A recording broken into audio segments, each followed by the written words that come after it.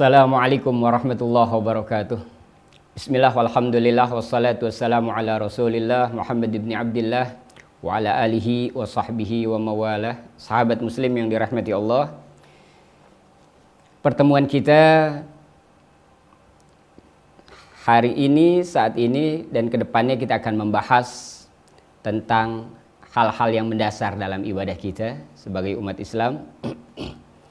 Ini akan insya Allah bermanfaat buat kita yang baru belajar Islam, yang baru balik, yang baru mu'alaf, maupun yang sudah selama ini menjalankan ritual-ritual keagamaan kita periksa lagi bersama-sama. Wahia, dan dia yang disebut najis, di antaranya diurai. Al-khamru, yang pertama adalah khamar, minuman keras yang terpercik di pakaian kita atau di badan kita atau tumpah di tempat sholat kita, maka khamar, minuman keras, najis. Yang terpercik di pakaian kita nggak bisa dipakai sholat, terkena badan kita harus dibersihkan. Demikian juga yang terkena di tempat sholat kita, maka tempat sholat kita harus dibersihkan atau kita sholat di tempat yang tidak ada najis tersebut. Setelah yang pertama khamar, kemudian al-baulu, air kencing. Kita sama-sama tahu, ini kita periksa juga. Kadang-kadang kita dalam perjalanan, dalam aktivitas kita, hati-hati ketika kita buang air kecil. Pertama dari istinja kita, yang kita sebut cebok, membersihkan kemaluan kita setelah kita buang air kecil. Selain harus bersihnya daripada istinja kita juga periksa jangan sampai ada percikan di celana kita atau ada tetesan yang tersisa di celana dalam kita. Nah, ini agak vulgar, tapi inilah fikih yang kita harus perhatikan, sehingga apabila ada bagian-bagian najis pipis kita, air kencing kita yang terpercik di pakaian kita, nah, kita sholat, kita buka pakaian itu, kita ganti dengan pakaian bersih. Kenapa?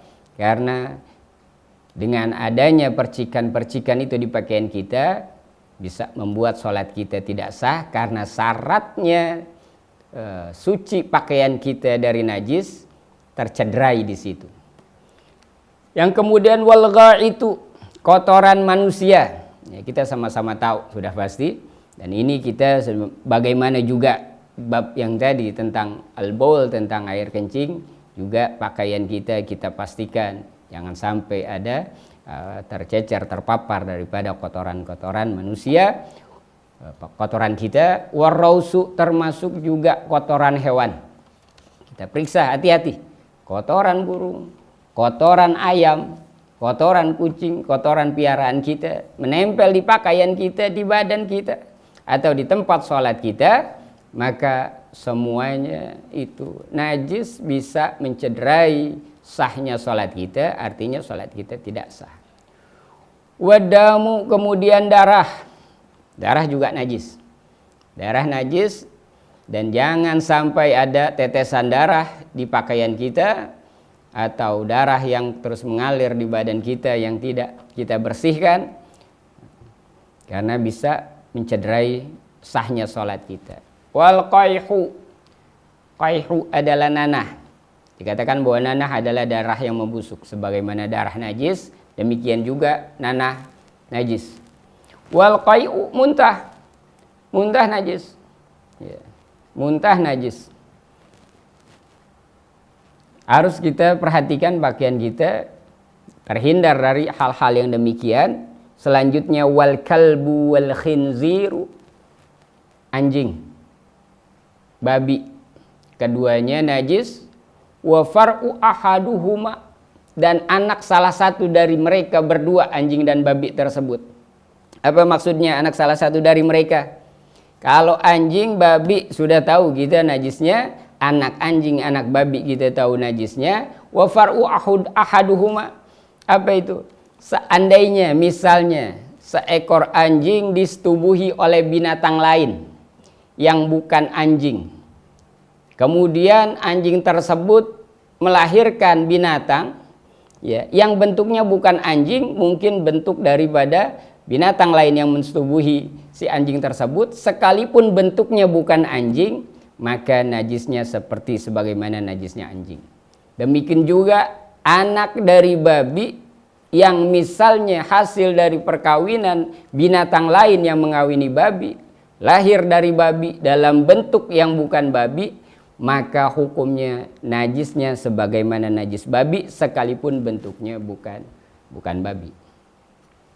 Wal maitatu, dan bangkai. Bangkai najis. Apa yang disebut bangkai? Yang disebut bangkai adalah binatang-binatang yang tidak boleh dimakan kemudian dia mati, maka dia bangkai.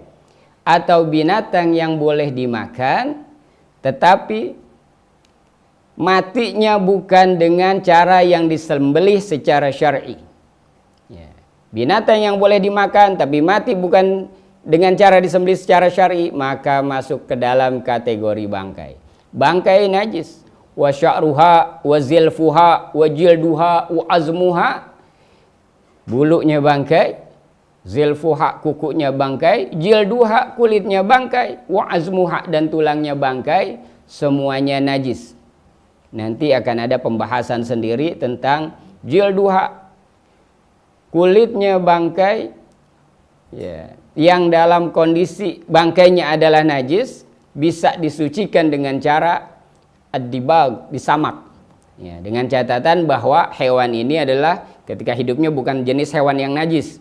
Najisnya adalah karena bangkai. Ya. Dia bisa diangkat najis karena posisi bangkainya dengan cara disamak daripada kulitnya.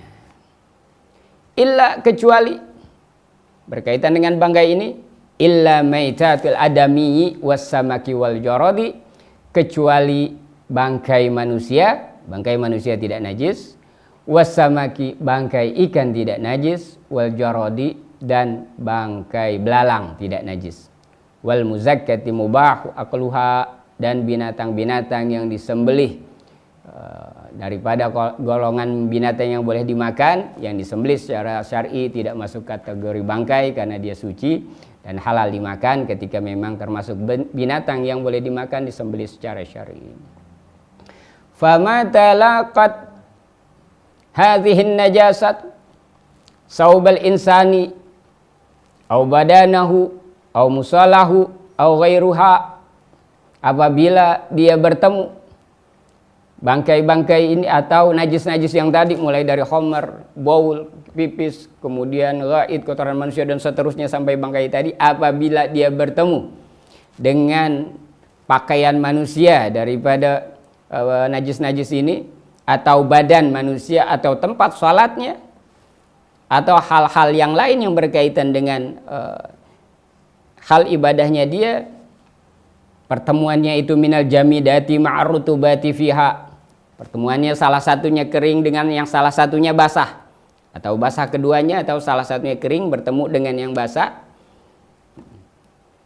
maka menyebabkan yang bersentuhan dengan najis tersebut menjadi mutanajis atau terkena najis dari apa-apa yang bertemu bagian dirinya dengan najis-najis tersebut. Fa in kana laha ta'mun, apabila najis-najis tersebut memiliki rasa, au launun, memiliki warna, au rihun, memiliki bau, wajaba ghusluha hatta yazula, maka wajib membersihkannya sampai hilang daripada rasa, warna, dan bau najis tersebut. Sahabat muslim yang dirahmati Allah, akan kita bahas lebih jauh mengenai najis ini, ya, insya Allah dalam rangkaian-rangkaian pertemuan kita yang insya Allah akan berlanjut. Kita akan urai semuanya sampai terbahas daripada syarat-syarat yang 12, rukun yang 19, dan hal-hal yang membatalkan yang 12. Insyaallah semoga Allah memberkahi kita dan Allah anugerahkan kepada kita keberkahan umur, berkah ilmu dan berkah rizki, sehingga kita bisa terus bertatap muka walaupun melalui udara. Alafu minkum billahi taufik wal hidayah. Allahumma fiq ila aqwamit thariq. Assalamualaikum warahmatullahi wabarakatuh.